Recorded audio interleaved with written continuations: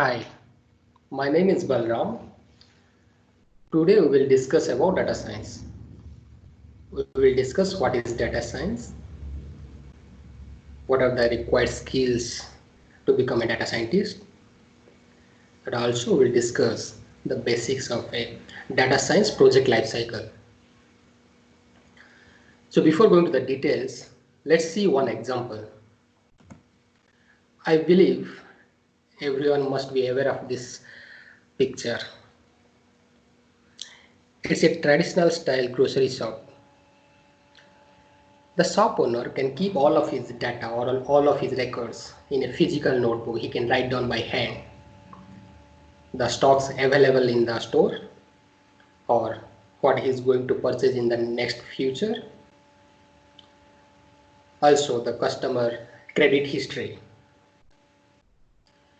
And he can predict his sales or what is the specific product demand in the near future. He can predict it by himself. Now let's go to a supermarket. There the number of products is quite high compared to the traditional grocery shop. Here you can see various ranges of products starting from fruits, vegetables, so groceries, clothes, electronic items and everything. So here the number of customers also more and the number of stores also more. One supermarket can have multiple stores in a single city or maybe various locations of a country.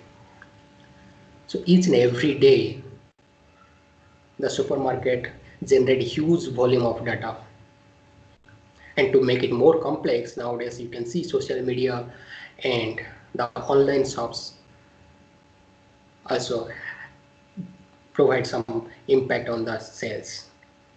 Let's say if you go to a supermarket you may get some offer based on a specific credit card or maybe specific bank debit card, or maybe if you buy within this price to this much price then they can deliver the products at your home.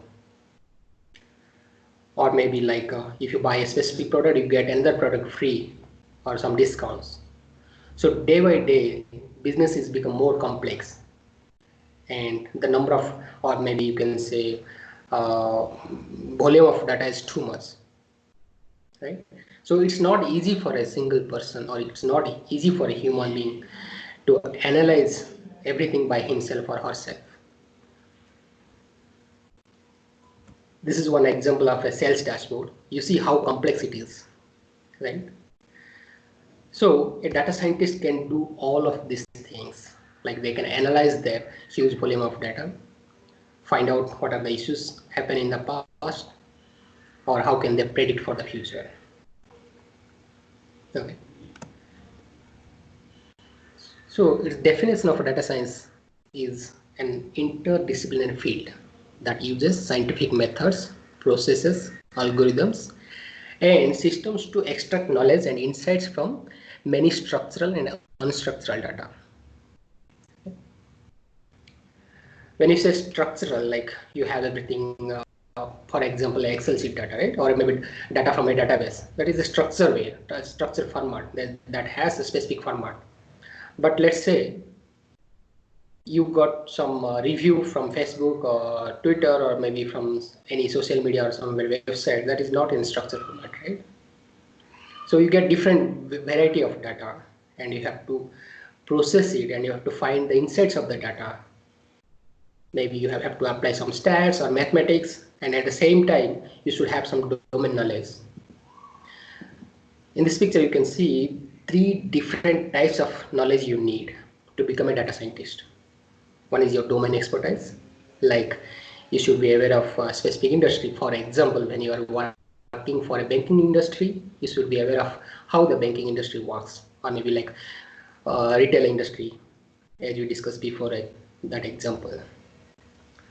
And you should have some programming knowledge on specific applications or programming tools like R, SAS or Python. Also you need some math and stats knowledge. So you should have all these three combinations of knowledge. Of course, initially it's not easy to learn everything at a time. We can learn step by step. Let's say some person is coming from a programming background, so he has to focus on other two parts. Or maybe some person is already working in a specific domain, banking industry knowledge he has, for example, so he can focus on other two parts. So you need all these three parts to become a data scientist. We will discuss further each and everything. Okay. To make it more simple, data science is all about to identify the insights of data and provide a business solution. So what could be a business problem and what solutions you can provide? Let's say what happened in the past, you can identify that. For example, you have last 10 years of sales history, and on a specific year your sales was not good. So you have to identify what happened on that specific year, why sales was not good. Or similarly, you have some business problem and you have to provide a solution to that business problem. Or maybe you predict for the future, what you can do and how you can achieve your predictions. Okay. Now, what are the skills you need? Mostly, so this is like a full cycle, you can say, how the data comes from where and how you do the modeling and then how you present it. For example, let's say you collect the data from your own business data warehouse, or maybe you borrow the data, or maybe you purchase the data from a third party. Okay. So that data may be like in structure from, or like from a database, or maybe from Excel, or the data can be unstructured also, like social media data. Then you do your analysis and build the data model or predictive model or maybe machine learning model. Okay, and present to the business. How will you present it? By visualization, because business will not understand what maths you apply or the formulas you have applied, or maybe like programs you have whatever write down the specific or maybe a complex program. They will not understand, and even then don't need it. At the end, they need a solution. So for a top management, maybe once you find the solution, you provide it in a visual way, or maybe something like you tell a story to them so that they can easily understand. So this part, when I say data collection part, for that specific persons will be there. And for visualization also, dashboard designers will be there. You no need to worry for this too. You have to think only this part initially. Okay. So when you do analysis of your data or the business analysis, you may need some programming language like R or maybe Python or SAS, something like this. Then you do the analysis and build some models. For all those things, you should, as we discussed before, you should have a good domain knowledge. If you don't have, I suggest you should learn it. At the same time, you should be a good communicator, because see, you have to communicate to your database people. At the same time, you have to communicate to your stakeholders also, or maybe the top management also. So good communication skills also required for this. Okay. Now where you will be in the organization. Here, when you collect the data or when you get the data from various systems, you maybe need some connectors or how the database works, how you get the data. For all those things, you will get database engineers or maybe data infrastructure engineers. They will help you. You no need to do it. And at the same time, when you get the data, you may like store it somewhere, right? Or maybe you follow a ETL part, or how you get the structured unstructured data in a specific format. All those things, that one will be done by data engineers. Okay, then your job comes.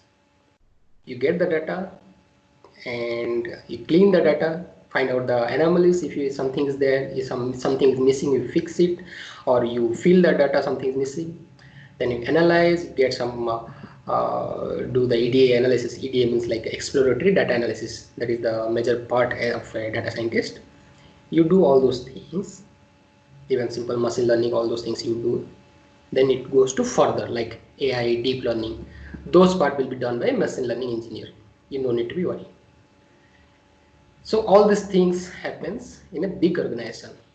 But when you join a small startup company, that time resources may not be available for each and every step. So there may be a chance you will get you have to work on maybe this part, data engineer part, or maybe machine learning part.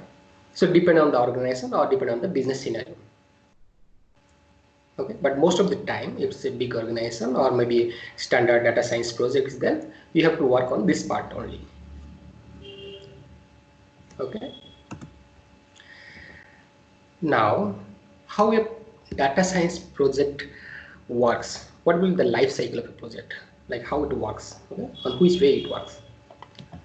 Starting from here.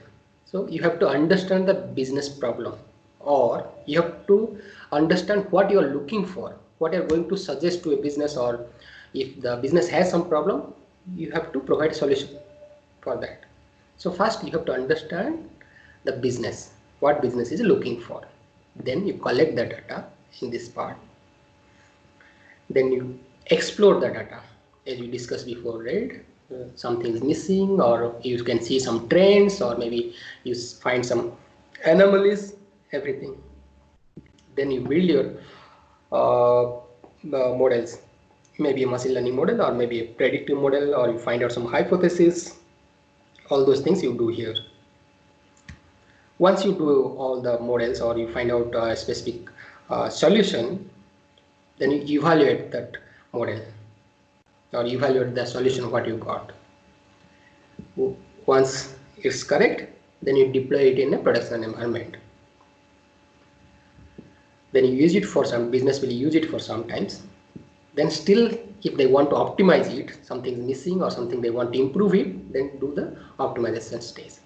Then it goes back to business understanding again, because maybe let's say last 5 years what your business problem is something different, but from now onwards maybe business needs something, business is facing some more complex challenges. So that time you have to go through this life cycle again. Okay. So I believe you understand the basics of data science. Like I said, here to become a data scientist, you should be having some domain knowledge, okay, then some programming knowledge, how to work in R, Python, SAS, all those things, right? And some maths and statistics. All those three parts you need.